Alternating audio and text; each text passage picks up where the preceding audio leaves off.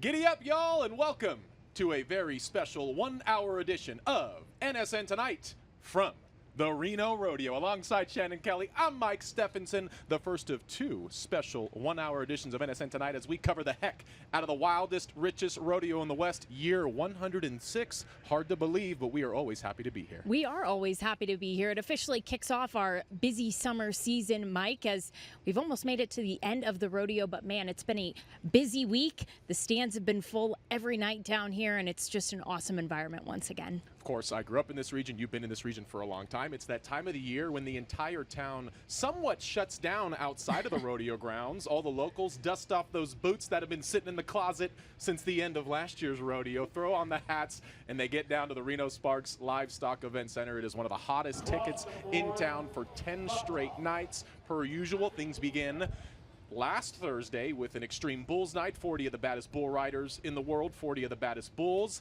before diving into 9 straight nights of full PRCA action. And this rodeo continues to get bigger every year, but for a long time, it's been one of the biggest on these cowboys and cowgirls schedules each and every year. A lot of money to be made. A lot, and you see so many cowboys and cowgirls that come through here, some of the best in the world, so many reigning world champions, that the locals here in Northern Nevada are in for a treat. Maybe they don't realize that, maybe not necessarily the locals, but those who are visiting or recently moved to the area. But what a treat it is that this event is here in our region, the 106th. Kind of crazy to believe that, That's Mike. sort of an angle that I kind of mention each and every year, because as someone who grew up here, I always just looked at the rodeo as the carnival. And, you know, when I got a little older, the jack tent and the Coors tent. I had to leave town, learn a little bit about the sport of rodeo and what it entails, because it wasn't something I was really entrenched in, you know, growing up as a city slicker, if you will.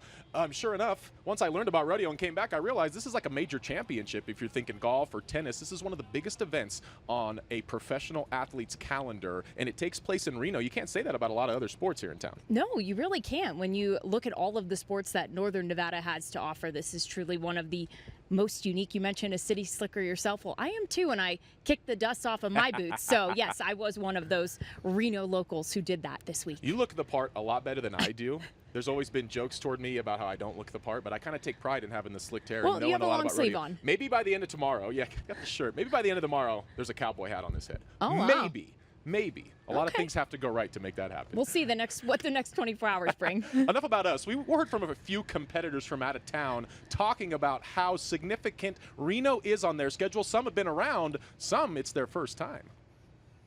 We all love coming to Reno. It's a fun time. It's good to come out here, and the crowd is amazing, and it's such a cool atmosphere. It's an outdoor rodeo, but it feels like an indoor rodeo because it's so loud. And it's such a cool stop. It kind of starts our summer run off. And so everyone knows when you go to Reno, you know, you're getting ready for the summer, and so you want to do good here. What's it like being out here in Reno, man? It's pretty nice. First time to this rodeo anyways, and it's fun. I've always wanted to enter it. Yeah, what do you know about the Reno Rodeo, Wawa? It's a big rodeo. I know that. Well, I'm actually really excited. This is my first time to Reno. I'm a rookie and really looking forward to making some big waves and putting my name on that leaderboard. What do you know about the Reno Rodeo? Man, it's one of the best. I got over here and stood up on the buck and chutes and looked around. Dude, it is awesome. I'm so excited for the crowd to show up and get after it. One of the most prestigious things to win in rodeo is the silver spurs from the Reno Rodeo. So having this rodeo on your stop and even, you know, potentially doing really well here is a really big deal for us. You know, I don't think a lot of people realize that when you mention top 10 rodeos, this is one of them. How has Reno treated you over the years? Historically, I don't do well here, but I keep coming back. I love this rodeo. Fallon Taylor, arguably the most famous cowgirl in the history of pro rodeo. We're going to have more with her coming up later on in the show, but you heard it. She doesn't always do so well here, but she's going to always keep trying because those silver spurs, it's toward the top of the list when you talk about these professional cowboys and cowgirls and what they covet. A gold buckle at the National Finals Rodeo, and I think the silver spurs are maybe a close second or third. I would think so, and it's pretty crazy to think that both of those are here in the Silver State, the NFR down in Las Vegas in December. So not too far away from that either, Mike, but that's always a fun event down in the southern end of our state. I've been lucky to experience it a couple of times. So, of course, we have a ton of coverage with folks that have made their way through the Reno Rodeo, and then there's a lot of local products that are, whether they've relocated or still call Nevada home, they make sure to come through the Reno Rodeo. And I tell you what, as I was going through the day sheets this year, Shannon Kelly, I felt like this might have been a record in terms of Nevada competitors in the field. Some of them are established names. For example, 3-time Gold Buckle winner as a healer, Jade Corkill. He is out of Churchill County. And you have a lot of up-and-comers and folks that maybe don't do this on a full-time basis, but they do get to compete in their home area rodeo, one of the most prestigious on the schedule at the Reno Rodeo. So this list kind of speaks for itself. It's really cool to see. The entire state, very well represented. You look at, there's so many different little towns and cities, almost a dozen from the Silver State representing here at the Reno Rodeo. And one guy in particular, Dakota Eldridge, she's been competing in the NFR for more than a decade now. Of Elko, the steer wrestler, made it through slack, so we'll see if he can move his way through during tonight's performance, Mike. But he's having one heck of a season so far. Won a pair of rodeos over in California earlier this year. Dakota Eldridge out of Elko, a one-time all-around champion here at the Reno Rodeo, one of the baddest steer wrestlers the game has seen. Hank Whitaker from Death, Nevada. I had to enlighten myself on Death, and you're going to help enlighten us coming up on tomorrow's show. I also did not know where Death, Nevada was. It's in between Elko and Wells, but it was great to catch up with him. Also the cousin of Mitch Pollock, the other saddle bronc rider from Winnemucca, who was here. Speaking of Mitch Pollock, he was up last night, and one of the most rare things you'll see at the rodeo happen, and it happened to happen to a local guy as he was getting ready to ride Day Drinking, fitting name for the saddle bronc horse, who decided he didn't want to buck last night. And we got a fun moment inside the rodeo grounds with a packed house, and they even threw him a football, and he caught it. Well, he did play football in high school, so that is pretty fitting. But also, day drinking, maybe the horse did a little bit too much day drinking here at the event center. What are the odds of that, though? That happening to a hometown kid, and he's been doing so well this season on tour, Mike. And he chucks it into the stands. He did get a re-ride later that night. We'll see if he makes it back for Saturday's championship short round. We're going to hear from Mitch Pollock on tomorrow's show. In the meantime, coming up next here on this special edition of NSN Tonight from the Reno Rodeo, we've got the Prez in the house. Jim Neal joins us right after this.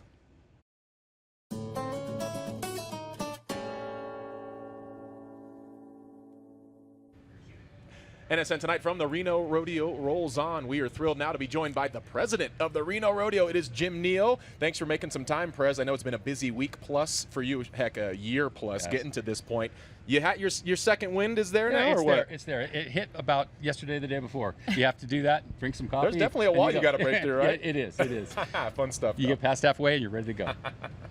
Just tell us, what's it been like these last several nights? And of course, there's a couple more nights left. But what's it been like for you and for your staff and your volunteers just putting this thing on? You know, it takes a lot. It takes about 1,000 volunteers. But, you know, you do that first part, you have the anticipation of getting there. And every night has been great. We hit some cooler weather, which is actually good, refreshes people. It's getting warm again. But we've had some perfect Reno summer nights for our rodeo. Sold out, and it doesn't get any better. Hottest ticket in town each and every year. Of course, a new president each and every year, and you get to bring the slogan with you as well. It is a cowboy state of mind in 2025. Can you give us some background on that and maybe when you came up with it, how early? Yeah, you start working on, you know, last year before your term comes in, and you think about it, and it's important, at least every president thinks about it, wants it to be meaningful. And mine was, the cowboy state of mind means to me that you've got all these volunteers that come from all different walks of life, and maybe a cowboy, maybe not. You put it all together, and come June, everybody gets that cowboy state of mind, puts on their hat and boot, and we're all cowboys in June. We're seeing it all happen each and every night. Yeah, we are. I love the stickers, too, in the state of Nevada. I love that. That was my theme for a lot of things. It's just, I love the state. There we go. Love the Silver State. Just tell us, what are some of the newer things at the rodeo and up-and-coming things that people can, you know, keep in the back of their minds for maybe next year if they can't come out this week? Well, I think, first of all, we sell out so early, and we start selling tickets now in October, and we try to be very specific. Come to the office and buy them there, get the seats that you want, so start early. Because of our success, we've tried to drive more people in the indoor arena. We've got viewing parties with big screens to watch, and that'll take a little while to get going, but it's air-conditioned environment. We have roping events. We have one going on in there right now for team sorting. We added a dock bar the last couple of years, which is a great way to reserve that space individually or with groups. It's beautiful up in the second story of our indoor arena, and that's really a great thing to take part in. That sounds awesome. We'll have to go in there ourselves, check it out. I think we need to frequent it. And when you walk into the main carnival entrance here, a big sign says, "We Rodeo for Kids." We cannot forget about the Reno Rodeo Foundation, which is really the lifeblood of what you guys do. It is. And that's a great saying that came from Mike Lucky, a past president. I think back in 2011, he came up with that. And nothing says that better. We do a lot. This event brings a lot to the community in terms of income. But, you know, when we get our profits, we kick that money to the foundation. We donate ourselves too, but it's all for kids. You mentioned it a little bit before. Each year there is a new president. So just tell us what these last several months have been like for you, gearing up to take these reins and put this event on. Yeah, it's a year process. The fun part starts as we get close. Early in the year, early in your term, you're working on budget and contracts, and that happened. We turn around to the second half of that, 1st of January, it turns to the rodeo, and you start getting that cowboy state of mind, and things get focused on the rodeo itself, and it builds up. Before we started taping here, I asked you off air, just curious about why there isn't a repeat president or why there isn't more of a term. And I think you kind of gave me a little peek behind the curtain of like, do you know how much work it takes to put this on? Like, I don't think I want to do this next year. Are you excited for the end of this finish line here? And how are you going to celebrate? Yeah, it's going to be both. It'll be nice to have a little less time. I'm still, of course, being involved in the rodeo. Of course. We interact a lot with our second vice president, first vice president, and Mark Sutton's next year's president. We talk all the time, and we want to do that for continuity. It's a short term, a year, but we meet with the second, first vice president all the time, and so we have a good transition, and we carry things through, because you don't want to be changing things back and forth, and we want to go with what's been successful in the past. I know you were born and raised here in Reno, went to Wooster High. We got a North Valley's grad here on the desk. Represent. That's right. I'm outnumbered here right now. Just tell us, when did you get involved with the Reno Rodeo and why? Yeah. I actually got involved about 15 years ago. My daughter was Miss Reno Rodeo. She ran for that, and I just walked up to watch my daughter, and love the organization, and we have a process of become a wrangler and then a board member, and there's some succession there. But I came to watch my daughter and found out what a great organization it was, and watched her and then stayed. That's awesome. A couple quick ones for him. What's your earliest memory at the Reno Rodeo? Maybe in your childhood? Yeah, earlier we went, obviously, when I was a kid too. My earliest memory was Saturday rodeos, and it was great but hot. Yeah. And I love our evenings. Our rodeos now are at night, and there's nothing better to me when that sun sets. The Nevada skies turn pink and orange, and we see that when the sun sets, it cools off. It's a great evening. Long-time spectator, employee, volunteer, president now. If you had to pick an event to participate in, what would it be in your prime? In my prime, it would probably be team roping. Yeah. They're all great skills. I'm not big enough to be a steer wrestler, and it's interesting. You talk about bulls. One of the hardest events on bodies is bareback. And you watch those athletes, and their head snaps back. Oh, tremendous work and tremendous athletes to do that. Header or healer? I'd be a header. Yeah. First out. Yeah. With a lot on your shoulders right there. Yeah, I know. No pressure. Yeah. All right. One last thing, too. Favorite carnival food? Corn dog, and I haven't gotten one yet. Oh, we gotta get you one. I know. I went over there, and it was Kids Day, and I finally got over there, and the line was about 50 strong. So I went, no, I'll get my corn dog. The press should be able to cut in line. Yeah, I know. I think so. I think you've done enough work here. You have enough tenure. So you snag that corn dog, and then where are we riding? Pardon me? What are we jumping on as far as a ride goes? Probably the Ferris wheel. I like to ice and to look out there, look into the arena. Easy one to eat the corn dog. That's right. As well. It's good views, especially at sunset, right?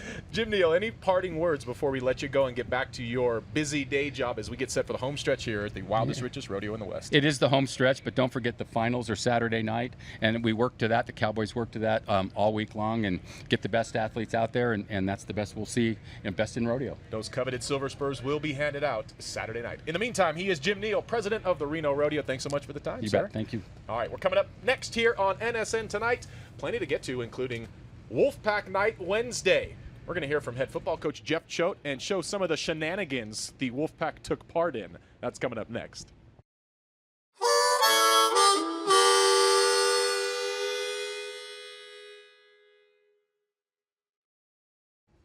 Wednesday night, it was Wolfpack Night at the Reno Rodeo, one of the best nights of the year, if you ask us sports people. Always great to see the cheerleaders, some of the athletes, and some of the coaches pack the stands. It is really cool. It was a sea of silver and blue, and we'll hear from head coach Jeff Choate in a little bit. But he said last year, a lot of the guys were saying, hey, coach, we want to go next year. We got to get more tickets. We want to go to the rodeo. So cool to see the stands packed once again, and the football team doing a little skit with J.J. Harrison. They had a lot of fun as part of the show. Before we get to some of that, I do have one issue. Whoever wrote the script for last night and for Wayne Brooks listed all the competitors, all the coaches, all the athletes as UNR athletes and coaches, and so slight burn there is, of course, they like to be referred to as the Nevada Wolfpack, not the UNR Wolfpack, but we'll forgive them here at the rodeo as they're not here all the time. Wayne Brooks is we a got to give legend. him a pass on that one. And He's of course, electric. Bob Tallman's voice was the first voice we heard on this show, which should always be the case. Steer decorating is one of the wildest things that takes place each and every night at the Reno Rodeo. You have a two-man team. You try to wrangle a cow. The other has to wrap a bow on its tail. The Wolfpack participated in that on Wednesday night. Last year, I saw them doing this, and I thought it was easy. Now I'm here, and I'm nervous. But nervous is a good thing. Doing great. Can't wait to do a smallie. How's it going? I'm a holder. He's going to tie a good rope on it. Oh yeah, we're gonna win.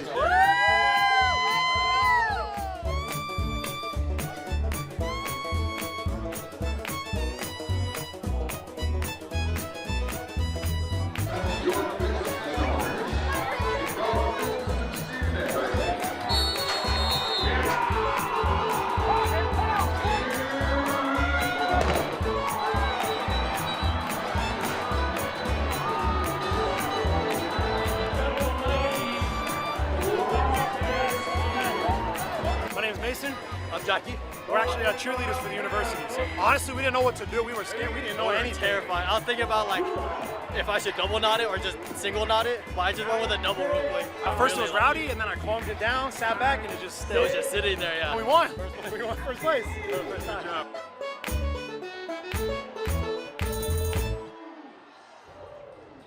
How about that race to the finish line as the stunt team dudes get it done, edging former Nevada punter Quentin Conaway and ski head coach Cam Smith. They were initially ruled the winners. They came back and said that they actually got disqualified because of the way they kind of, I guess there was a certain advantage they had in how they were grabbing their cow and keeping him still. So nonetheless, the stunt guys on a technicality get the win. I actually chased them down and told them, I think you guys won. And they went back and checked it, and they said, we did win, and I got to talk to him. So wow, what are the odds of that? That was Poor Quentin. chaotic.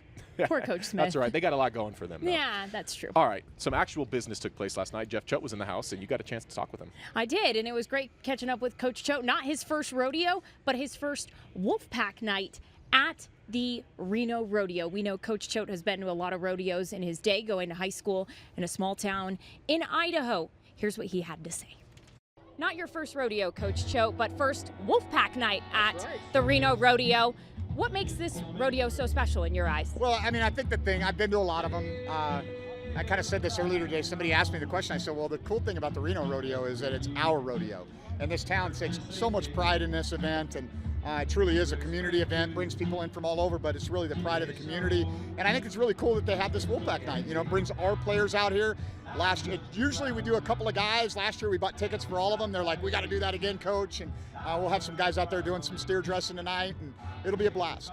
How important has the team bonding been these last couple of months as you gear up for fall camp? I think it's more important than ever. You know, kind of football's become a little bit transactional a little bit in terms of where kids are coming and going, with transfer portal kids coming in, high school kids coming in, and the month of June and July are the months where we really get to become a team.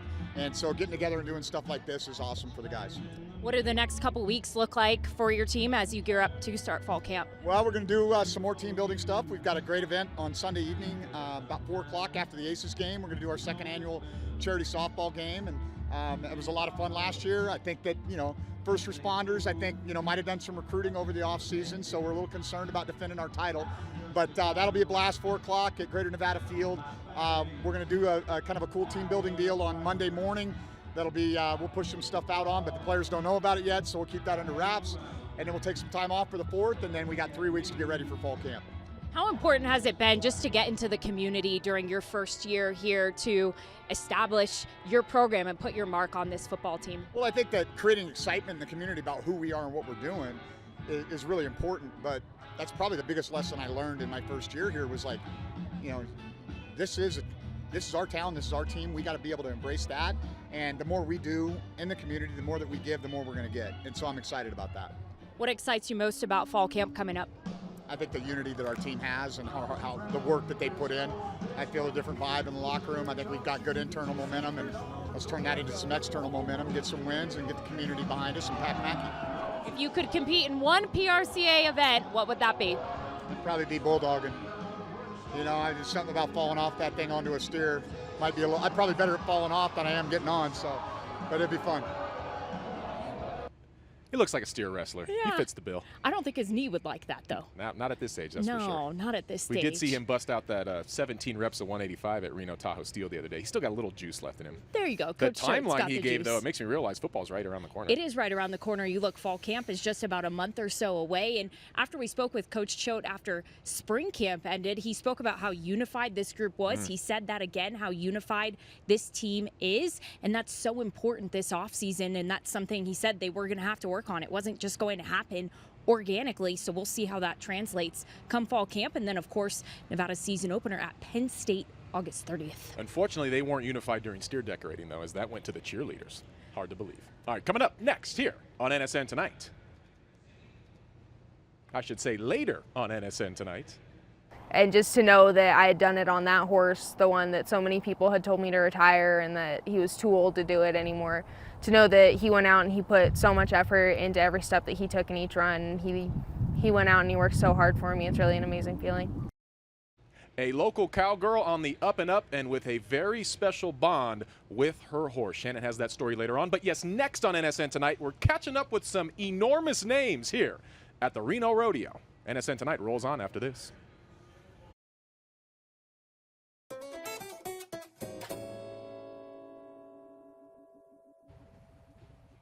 Our coverage of the Reno Rodeo continues here on NSN Tonight alongside Shannon Kelly. I'm Mike Stephenson. Shannon, you mentioned it off the top. The baddest cowboys and cowgirls make sure to make a stop in Reno each and every year. They certainly do. Every reigning world champion is here in Reno this week, Mike. Can they say that about every rodeo on the PRCA There's tour? only a few that those big names make sure they make it to, and Reno is toward the top of that list with some $700,000 up for grabs. A lot of legends coming through, including a barrel racer by the name of Fallon Taylor. She has quite the following. She's been doing it for some 30-plus years, and I had a chance to visit with her earlier this week. You're obviously so talented, but in this sport, the horse is arguably more important, right? Well, it's like F1. It all comes down to the car. You know, I mean, it all comes down to what we're riding, because you cannot outride, you know, the animal. We cannot take something mediocre and make it live up to what everybody else is riding. These horses can make up a lot of slack even when we're having a bad day. So it's a privilege and an honor to ride one of these supercars. Fallon, how important is Reno on your schedule every year? Reno is probably the most important, one of the most important rodeos on the summer stop for us. It's a destination. We travel with our toddler, and it's a place that as a family we can have a lot of fun, do a lot of really cool things, and enjoy a historic rodeo. Your history in the sport is plentiful, and the resume speaks for itself. How could you put into words just the ride you've been on since the mid-'90s? I'm so incredibly blessed. I've been doing this since I was 7 years old. First national finals at 13, a world title in 2014, and I've just been so incredibly blessed to be able to keep doing what I love. I'm curious how you got started at such a young age. What was that dynamic like? So I saw it on TV, and my parents are just really cool people and wanted to help their child pursue their interests, and went way off the deep end of the pool and allowed me to turn pro at 7, win my card at 9, and continue to do it. They really thought I would be done with it. You know, teenage years, they thought I would kind of retire, but here I am, still going. You did take a break at some point, right? Just, I guess, if you could summarize your journey through it and the break and getting back to it and what motivated you, and then now where you are. I took off like 15 years somewhere along the line, and just thought maybe I'm just a horse trainer. Maybe, you know, after 4 NFR qualifications, I thought maybe that's it for me. Then in 2009, I broke my neck, skull fractured, had to learn to walk and talk again. And after that, I thought, you know, there's probably something bigger that I'm living for. And so I restarted my career in 2011, qualified back to the national finals in 2013, and then became the world champion in 2014. So to say I'm blessed is a gross understatement. That had to have been such a feeling to get to the top of the mountain in 2014, just knowing your history that goes all the way back almost 20 years before that. Absolutely. And you know, I think every person at some point in their life goes through that has-been feeling or washed up. I know as a mom, you know, forgetting your identity before kids also is something. So that's what I'm doing now, where before it was, oh, I want to see if I can ride again after this huge injury. Now it's, can I do this as a mom and still reach for my goals and show my son something really, really cool, and show my son how his mom and dad can work together to do something together. And it's going really well. You still have so many fans. I mean, we saw some little girls wanting to take pictures with you. What's that feeling like?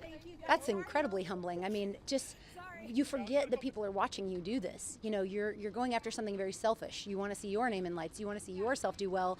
And then to have people feel like they're riding with you on that journey and feel like they have a stake in the game, I think is really cool. We don't have jerseys with our name on the back that you can go buy, that, you know, sit in the stands and root for your team. So it's really cool when people put us on their personal team and take the time to buy a ticket and come watch us and follow us around the country. It's incredibly humbling. Speaking of jerseys, though, I know one of your calling cards was some of the flashier outfits. Are you still in that realm? I remember at the NFR, I was there in 2014, and each night was a different bright color. We knew where Fallon Taylor was. Are we still getting a little taste of that?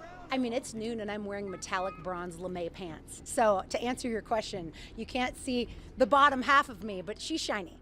So yes, I own a company called Ranch Dressin' that is my clothing company, and it does really well. And we've transitioned into all sorts of styles, including stuff that's a little bit more downplayed or crazy, whatever you want. And then also segued into a tack line for our horses to dress them up as well. So very excited. You got a timeline for how long you want to keep doing this? No, like for my career, I really don't. I really want to stay involved in this. I think it would be really cool to be one of the youngest to qualify for the National Finals Rodeo, as well as one of the oldest. And I think someone in their 60s is the oldest right now. So I have big motivation to keep lifting very heavy weights daily. Fallon, good luck to you. Thanks so much for the time, and have fun in Reno. Thank you so much. I appreciate it. One of the biggest names the game has ever seen. You see the gals going up wanting to take a picture with her. I was actually at the 2014 NFR when she won the gold buckle. I was working for a station in Montana. We were covering a barrel racer by the name of Lisa Lockhart, who entered the final round of the NFR in the lead for the World Championship, and she was upended by Fallon Taylor. Wow. And so it was a huge, I don't want to call it an upset, but it came down to tenths of a second, which is often the case at the NFR. Fallon Taylor claims the gold buckle in 2014, still doing it 11 years later. That's awesome to see. Crazy to think she turned pro at 7 years old and then competed in her first NFR at 13 years old. That How about just that seems video of her crazy. at the That's NFR insane. at 13? I couldn't even imagine. I mean, I have a 4 and some change-year-old daughter, and she's not close to being professional in anything. No, except being a young little girl. I can't even remember. At 7 years old, Mike, I didn't even have boots. Exactly. So Fallon Taylor, and shout out to her. She gives so much back to her fans. And Ranch Dressing, how did we not think of that for a clothing company? I was That looking is it too up. perfect. She may have a new customer. She just might. All right, you're getting online and shopping. As we get to this next interview, in that same morning Slack run on, this was Tuesday, we also visited with one Tough Cooper, who was one of the biggest names on the male side when you're talking to cowboys in the history of the sport, a 4-time world champion, youngest millionaire in the history of the sport. He accomplished that at the ripe age of 23 years old. He's part of a legendary rodeo family led by his dad, the super looper, Roy Cooper, who tragically died earlier this year. I had a chance to catch up with Tough and talk about all of the above. Tough Cooper, thanks so much for the time. First of all, who's hanging out with you right now? Oh, this is my little daughter, True Fashion. True Fashion. How has fatherhood changed your perspective on life? Oh, it's made life better, and it continues to get better every day. Tell me about your history in this sport of rodeo, because it's a long history and a lot of success too. Yeah, I'm a third-generation rodeo cowboy. We're here at the Reno Rodeo. My whole family's absolutely love the Reno Rodeo with as many years it's been going on. It's one of the major rodeos of the year, and my pops always said the season doesn't really start until Reno, so here we go. Your dad, the legendary Roy Cooper, who we sadly lost earlier this year. I'm so sorry for the loss of your father, and I know he was such a big part of your whole family. Just how can you put into words what he meant to you and just the legacy that he has now? Oh, first, thank you so much. My dad, Super Looper, he made an impact, not just on Carefree, but on the entire sport of rodeo, and that impact has continued on, and hopefully, me and my daughter and her kids will just keep living this Western lifestyle as long as we can, and learning and keep passing down the timeless,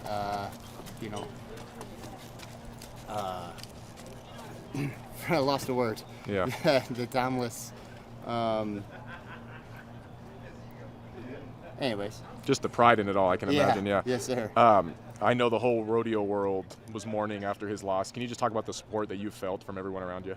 Oh, you know, we had a wonderful service memorial for my dad. And, you know, so many people showed up, and it was so awesome to hear all the stories and all the outreach. And, you know, every rodeo that I've been going to since then, you know, it's just been so great to see all the fans. I say that I've inherited the best fans in the sport of rodeo, and it's been awesome. So, you know, very appreciative and grateful to hear all those great things. Your resume and success speaks for itself. Could you have pictured that? Obviously, growing up in this, you were put in a great position to have success, but then you've capitalized on it. Oh yeah, I realized at a young age that the opportunity I had to, you know, have success in, you know, any discipline of life.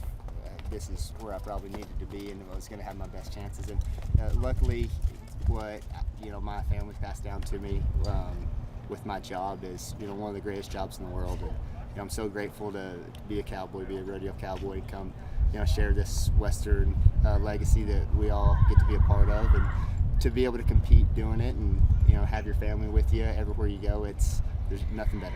You talked about it, just the grind of being on the road and the miles you put in and trying to connect with the family when you can. I mean, it's grueling, is it not? Oh yeah, it's a long old road out here, and it takes a lot of sacrifice. But you know, you just makes you try that much harder in every aspect of life. Where are you at after Reno? We're headed over to Greeley, Colorado, Springdale, Arkansas, Prescott, Arizona, Cody, Red Lodge, Livingston, Calgary, all of them. You said it, Reno kind of kicks off the busy season, and then as we get to the 4th of July, Cowboy Christmas, of course. What do you enjoy about coming to our region every year? Oh, I've been I love Reno, love the area. We go up to the lake, we go on hikes, really enjoy the town, the rodeo at night. It is a great time here at the Reno Rodeo. Absolutely love it. It kicks the summer off. You hear Bob Tomlin's voice announcing the Reno Rodeo, you know it's time to have some summertime rodeoing.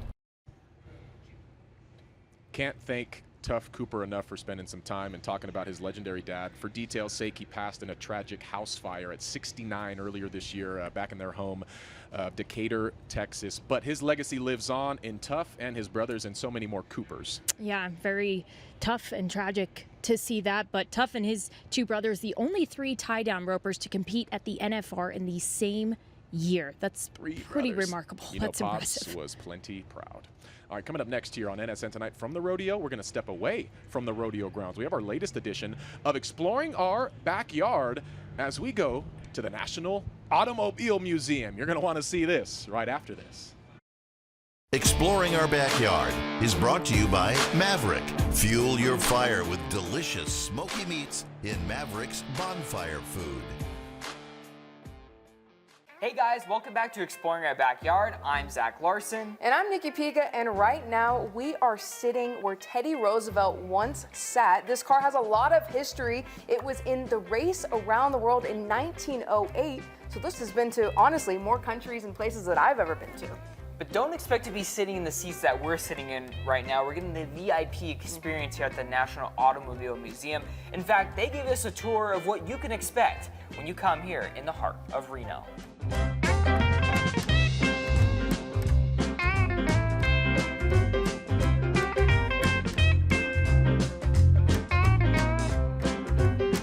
Welcome, my name is Phil McDougall. I'm the president of the National Automobile Museum, and I am here to show you everything you can enjoy walking through our 105,000 square foot facility.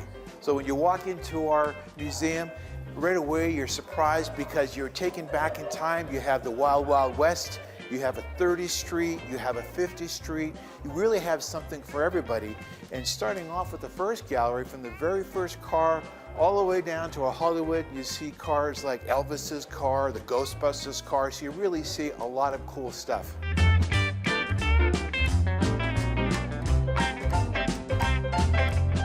You'll see some cars that are classics that are worth $11, $13 million.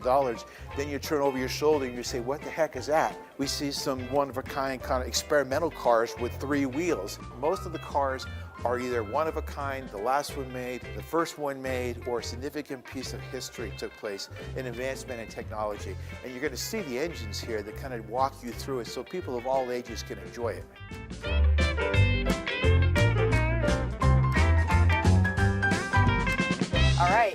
was the tour of the National Automobile Museum, and we are sitting in a very special historical car right now. Zach, where are we?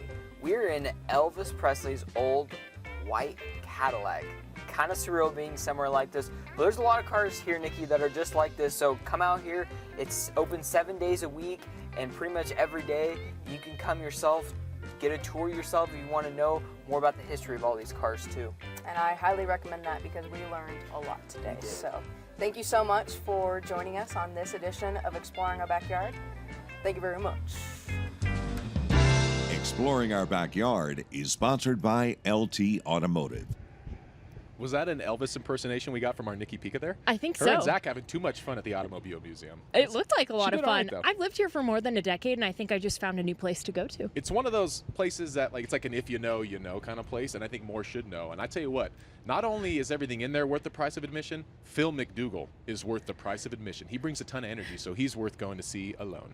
I can see that as Let's well. get you in there. Looks like a cool spot. I'll have to go check it out. All right, coming up next, back to your regularly scheduled rodeo programming as we wrap a bow on this edition of NSN Tonight. Shannon has a really fun feature about a local gal on the up and up. That's coming up here at the Reno Rodeo.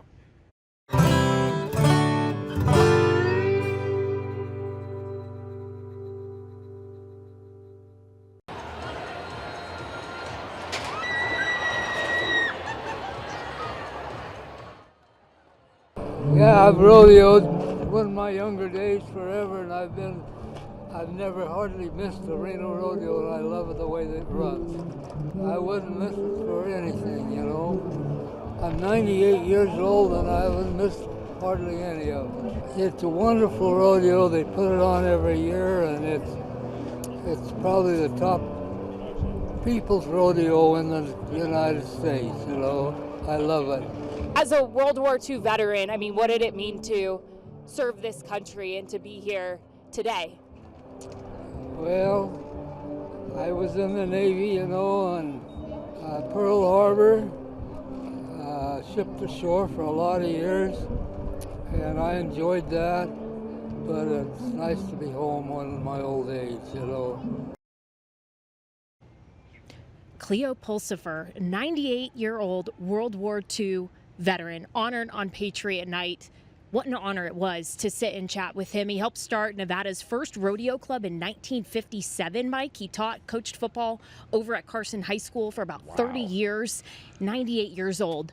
So impressive. Still kicking and still kicking it at the Wildest, Richest Rodeo in the West. We've just spent a lot of time talking about some of the baddest cowboys and cowgirls. I think that's the biggest name and the biggest legend to come through over the last 8+ nights, if you ask me. I think so. I don't think you're wrong on that one. All right, so now you got a chance to spend some time with a local high school up-and-comer who I think dreams of one day competing inside the Reno Rodeo, and she's got a heck of a story to where she is now. She certainly does. Fia Trombetta grew up coming to the Reno Rodeo. A Truckee native, competes with the Spanish Springs Club, and her path to competing in rodeo isn't like most cowgirls.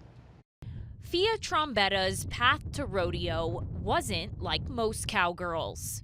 A lot of these families, it's been generational, but it just was never something in our family line. We snowboard, we ski, we mountain bike. The Truckee native began competing in 6th grade with the Spanish Springs Club. I was young, I didn't know much about the sport. I just kind of come into it as my friends brought me. I got to my first rodeo. It was very overwhelming. There were people making these incredible runs. As Trombetta's love for the sport grew, she started to ride her friend Sophia Wellis's horse, Shiloh, who was found for sale on Craigslist in rough condition. I remember the guy went to saddle him up for me, and there were a bunch of yellow jackets on the pad.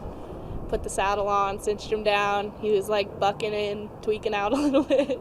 As a middle schooler, Wellis bought him with her own money for $2,500.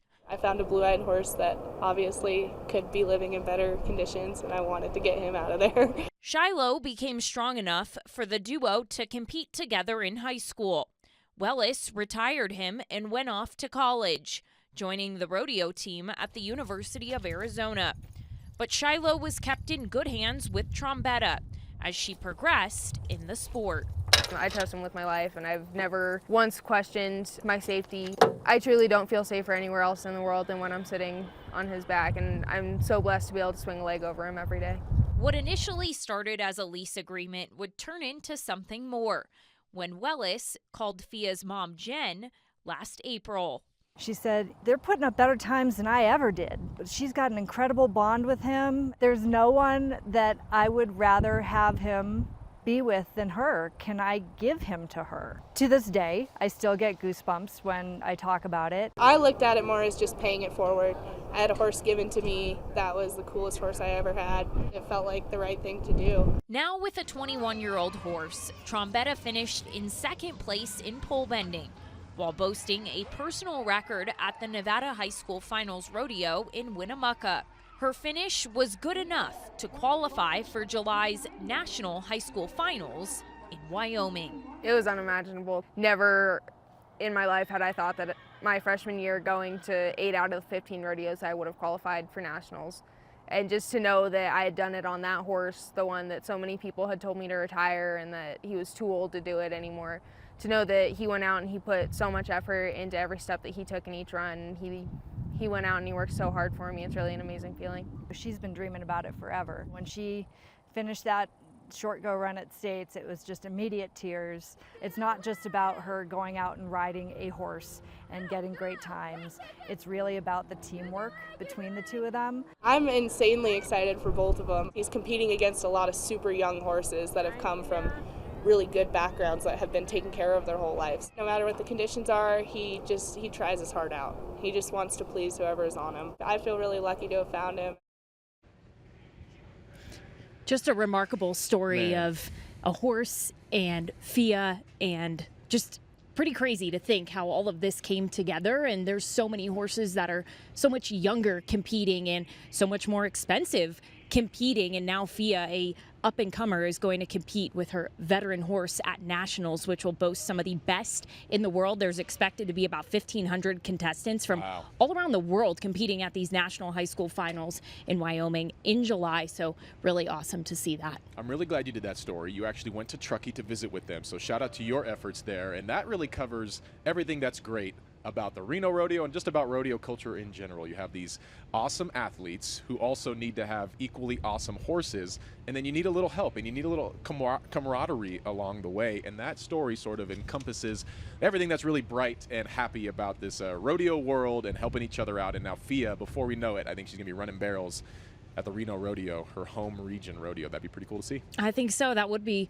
really cool to see. And Fia's mom, Jen, said how so many people in Truckee have supported her on this journey as she does head off to nationals. And her mom said that's so cool to see because rodeo isn't super popular in Truckee either. Everyone's snowboarding, skiing, mountain biking, all the above. All right, but we're still rodeoing. That's it for a Thursday. We're doing it again here tomorrow. Shout out to Shannon Kelly and everyone behind the scenes. That's NSN Tonight, y'all.